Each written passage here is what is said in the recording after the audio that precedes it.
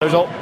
There's a lot of talk of the importance of concentration tonight. Was that just a momentary lapse of concentration for the Genk goal? Set pieces, they're always going to be dangerous. That's tough, we made 6 changes again tonight, and when you're doing that, one of the hardest bits to pick up, the team shape, but more important than that is the set pieces and people doing different jobs to what they normally do, so it's not always easy, but we should do better at the set play, but it's something to look at and improve on.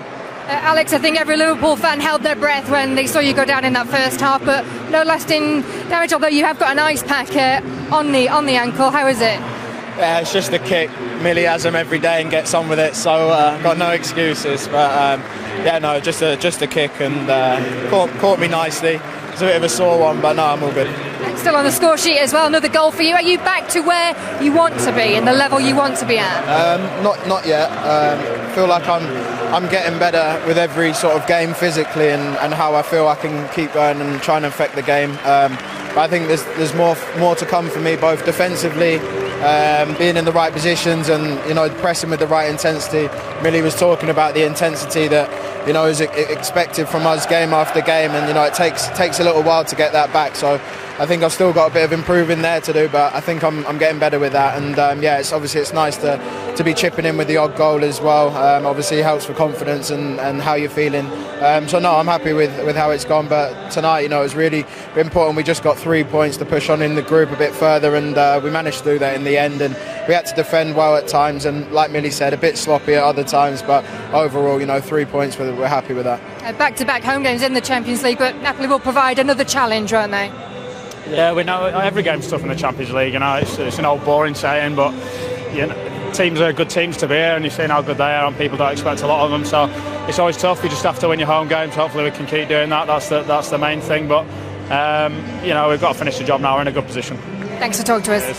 Thank you. Well played, those two. So Liverpool grinding out a result tonight. If you're across the other games this evening, you will know this was the game of the evening. There was nowhere else you would rather have been tonight, and tomorrow night plenty more football coming your way as well. Peter's going to be busy again. He will be back here in the chair for Red Star Belgrade up against Tottenham tomorrow evening. There's also going to be Atalanta against Manchester City. And not done tonight for Liverpool. These are the rest of the results from around Europe. I'll just draw your attention to Barcelona 0, Slavia Prague 0, the shock result of the night. Dortmund were actually 2-1 down. They won their game 3-2. But take a look there in Group H. Chelsea 4, Ajax 4. Chelsea were 4-1 down. Ajax went down to 9 men.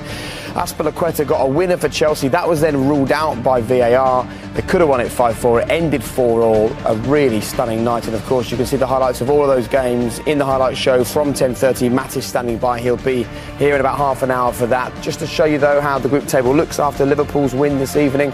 And they are top. It was a good night for them with Napoli dropping points. So Liverpool go top. They can guarantee progression from the group stages next time out if they get a win. In fact, they could progress without a win if Napoli drop points in that one, which they would if Liverpool won, of course. Well, a really interesting night. Take a look there at the stats from the evening.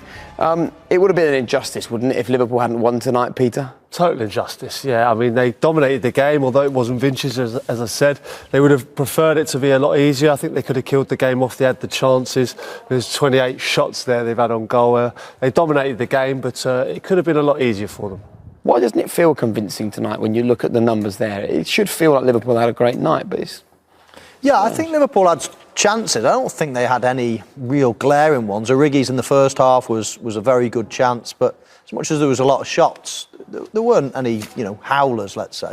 But they were on top all game. As I say, they will get better and better and better as the season goes on, just like they did last season. The bigger the teams that come along, the more it sharpens your focus as a big player, which all of those players on the pitch there were today, and they'll get better. There's no question. I'm pretty calm about it. Talking of big games, there's a big one coming up this weekend. Alex Oxlade-Chamberlain is knocking on the door to start big games now for Liverpool. Has he done enough tonight? He got taken off after 75 minutes. Could you see him starting at the weekend? Not quite. I don't think he's quite ready yet. I think he was really honest in his interview there. He said he's not pressing with as much intensity as he could be. He's getting up to full fitness, but what he is doing is scoring goals, and it's a priceless commodity to have. I just think he's not quite there to be starting games with the magnitude of the weekend, but he's knocking on the door, as you say. But at the moment, I think that Liverpool got a settled side. Why would you change a winning team? They're winning every single week. Not always the most comfortable, but they're winning, and I think they'll keep the same side. And that's some finish. You know, he's not got any momentum running onto the ball. He stood still basically and just swiveled, and to get that power out of his left foot was brilliant. It was a great run as well by Keita. Naby Keita just on the outside pulled the full-back away from him just to give him that little bit of space. From a different looking side tonight, what were you happy with? What were you not so pleased with? Oh, pretty much the only thing I'm not happy with is what we didn't do well. We didn't finish our situations off in the way we could have done. Obviously, we had a lot of chances, a lot of shots on target. Not too many shots on target, but a lot of finishes, which big chances, if you want, really big chances, which we usually use, and we don't do that. That keeps the game open. That one set piece, what they had, gave them obviously a lot of energy. A goal they scored was a good goal. Have to defend better, but it was anyway a good goal, and so that kept them really alive. They had to work a lot, couldn't close the spaces really. We came anyway in the box, but at the end, if you only score one, they score one, then it's a lot of effort, and the game starts new in the second half pretty much. We scored that wonderful goal from Ox, I think pretty early again. That was good, and then we again didn't finish the situations off, and that keeps them just in the game, and now they got more confidence, stuff like we felt the intensity. We had the good thing is that the players came all through, but you saw after a while it's hard when you don't have the rhythm. Ox dropped a little bit in different areas, but Divock even it was hard obviously, so rhythm is really important, and we saw that then at the end of the game that it was not there. So we came a little bit in trouble, not really, but a little bit. Oh, and now it's 2-1. The plan was to win the game. We did that, so job done. One clean sheet in 9 games. You're getting the results, of course, which is the priority, but how much of a worry, a concern is that? It's not really a worry, to be honest, but it's, of course, not what we want. But when you see the goal, so all the goals we conceded now, I only remember really the last 4 probably. They were completely different, even when the Aston Villa goal was a set piece, but it was in the far post area. So nothing happened today in the far post area, but the first post area this time. Then against Tottenham, deflected, after that. These are all things you can summarize and say that's all goals we concede, true, but they're all different. So it's not about defending, it's about in the situations being 100% spot on. Obviously, and we were not spot on in these situations. That's what we have to we know that, and what we have to work on and what we will do. You can now look forward to the weekend. Do you feel in the best shape to welcome City on Sunday?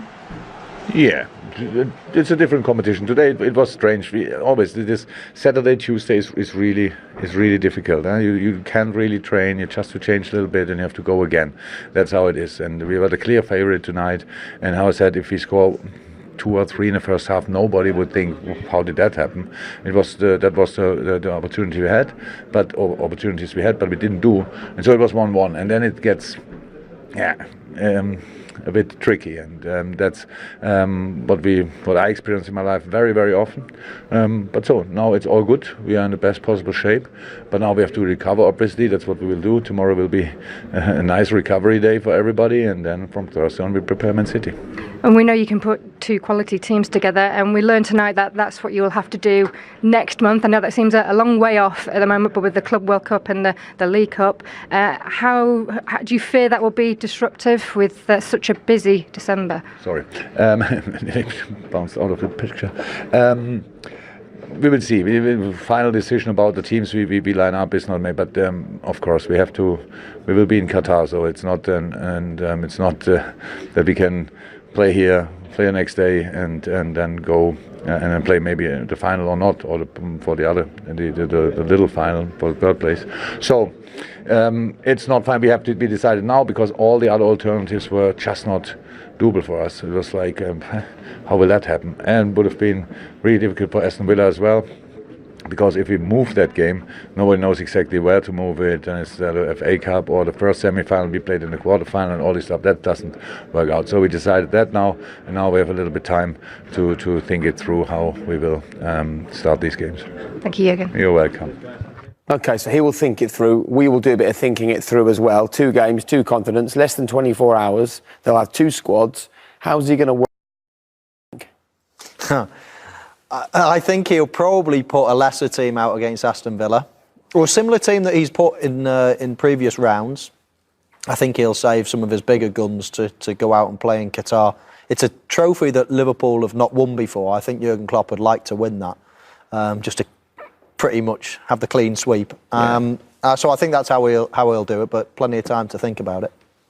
I played in it in 2006 in Japan, and we were all over the place. You fly in, get one day to sort of adjust, and straight into the games. It was a bizarre scenario, but the squads these days, I think, can cope with it. You think? I think so. I mean, it seems ridiculous, the amount of games in such a short space of time, but it's something they have to cope with, and I think they've got the squad to do that. So the situation is they have to field a team largely similar to what they fielded in previous rounds of the League Cup. So what they tended to do is go with sort of 5 youth team players, 5 kids, and then 6 first-teamers, but they're what we would call their first-choice Premier League 11. None of them have featured yet in the League Cup this season. So do you think we're going to see a first-choice Premier League 11 and then a load of youngsters maybe to fill the bench out in Qatar, and he'll stick largely with who he's been playing in the League Cup? Because you're going to have some frustrated first-team players if they're playing against Aston Villa, seeing others fly off to Qatar to play in what's, I suppose, the more prestigious of the 2 games. Yeah, but I think you've got to remember that's almost that game a day after the League Cup is almost a semi-final. So then I'm not sure whether the rest of the squad can fly out or not, whether they've got to keep the same squad in Qatar or not. But then the final is on the 21st of December, I think. So that then will change things again. So hopefully that's avoided. Yeah. So they've got a squad of 23 for the Club World Cup. So what they could do, they could not fill the bench. They have to put 12 players on the bench, but they could half fill the bench with 6 players, play the Aston Villa game, and then the 6 most senior players from the Villa game could then fly out to Qatar for the final, couldn't they? Yes. Or are we overthinking? You are, yeah. We're overthinking a few games that no one really cares that much about. Is that the problem? Should we just focus on Man City on the weekend? Probably. It's probably the game that matters a bit more. Maybe we are thinking too much about a couple of games that don't matter. Let's talk about Man City on the weekend. They're in good shape. What's it going to be like now around the training ground for the next couple of games ahead of that City game? Top of the league, top of the Champions League group. As we know, they've done well in the League Cup. They're through in that as well. It should feel great there the next 2 or 3 days, shouldn't it? Oh, listen, they're winning every week. We're sitting here talking about how they can improve defensively. They're top of the Champions League group and they're top of the Premier League. Things couldn't be better for Liverpool. They're going into that full of confidence, although City is such a good side, obviously. But I think they've got to be full of confidence. They're at Anfield, and they've got to believe they can win that. And I think if they do, they're in pole position for the league. It's funny, though, isn't it, that we're sitting here and we talk about the great results, but it doesn't feel like they're yet firing on all cylinders. It doesn't feel like they're flowing like they did last year. Well, it is mad when you look at the league table. Yeah. If you've not watched performances, you just look at the league table and look at the Champions League table, you'd think, wow, Liverpool have just continued from last season.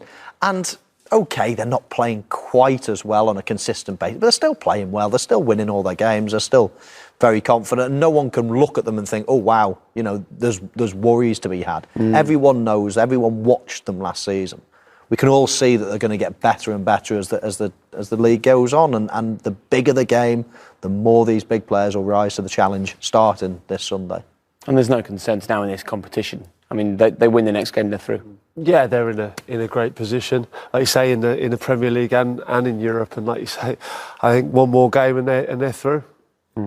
Well, listen, thanks for your company this evening. I mean, we would much have rather been here than at Stamford Bridge, right? Of course, yeah. We wanted to be at the Chelsea game. What happened in that game, man? Tonight was great. Listen, do you think it will be before we're saying, right, he's ready now, till he feels ready?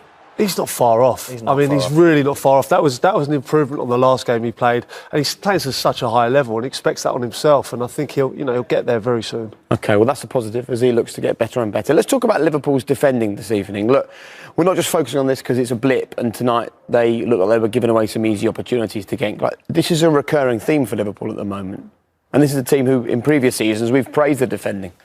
Yeah, I know. Stats will say that, and the pictures will say that. Don't get me wrong. There's a bit of sharpening up to do. On the back post here, we see 3 against 1 against Trent. He does brilliantly well. This is a wicked corner to defend, right into the near post. The Ox gets just caught under it. You just see him here. He has a little glance. He thinks, I can't let anybody... The main thing there is don't let anyone get in front of you. But at the expense of getting sucked under the ball, it's a tricky one. So Liverpool will be disappointed with that. And there were chances, more chances than we expected for Genk, I think, in this game. But, as I say, you know, I'm just not worried. I just think the more and more, the longer and longer the season goes, the more and more everybody sharpens up. And, you know, they are conceding a lot of goals. I was counting before, I think 14 goals or something in the last 8 games. Yeah, that's right, yeah. Liverpool There they are. conceded. I mean, look at that, staggering. 1 clean sheet in 9. I know, but look at the results, which is just, you know, you concede all those goals, 14 in 8 games. Is it 7 games? 8 games. And you still only drop 2 points. You go through in a cup competition. You're virtually through now in the Champions League with 2 wins in that sequence. You can't keep doing that, though, can you? Well, so if you play as expansive as Liverpool do, the fullbacks bombing on. At times, they're leaving 2 at the back with Fabinho just in front. You are going to concede chances, and they just think that they're going to score more than the rest, and that seems to be the case at the moment. OK, well, if you're going to concede, you need to score. There was a nice little rest this evening for Firmino and Mane. Salah got his opportunity. I'm really interested to hear from the two of you how you're sort of reading his game at the moment. The way I read his game is I think he's... you can tell that his game has changed over years. When, you know, 5 years ago, watching him play, he would be beating players out wide. He'd be laying balls on. Of course, he got the assist tonight, but he just looks to me nowadays like a really, really hungry player for goals, almost to the state that he's obsessed by goals. And that's definitely developed over the years with him. He never used to be obsessed with goals, but now he's getting a taste of it. Now he's won golden boots. Now he's sort of being the main man. It's almost like he feels a huge pressure to score all the time. That's how I read him when I watch him play. I never ever think he's going to pass in front of goal. It's almost like he's got a one-track mind. And there's nothing wrong with that. Certainly not a criticism. But it's just amazing or intriguing how he's sort of evolved over the years into being this real hungry goal-getter now. Yeah, I totally agree. He's so hungry for goals. When he gets in those positions, me and Mo will say, he's not passing this. You just know he's not passing because he's so hungry for goals. And I suppose, in a way, it's a great thing to be so single-minded, but at times, he has to pass. Right, but you think it's a good thing or a bad thing, that sort of... Well, I just think if Mane and Firmino in some of the positions he gets in, they'll pass. Yeah. Whereas you just know he won't. Yeah, I don't think it's necessarily a bad thing. I only bring it up because I think it's interesting. Yeah. 5 years ago, he certainly wasn't like that. And now you're just watching him thinking, wow, he is just zoned into scoring goals. He's just a real goal-getter now.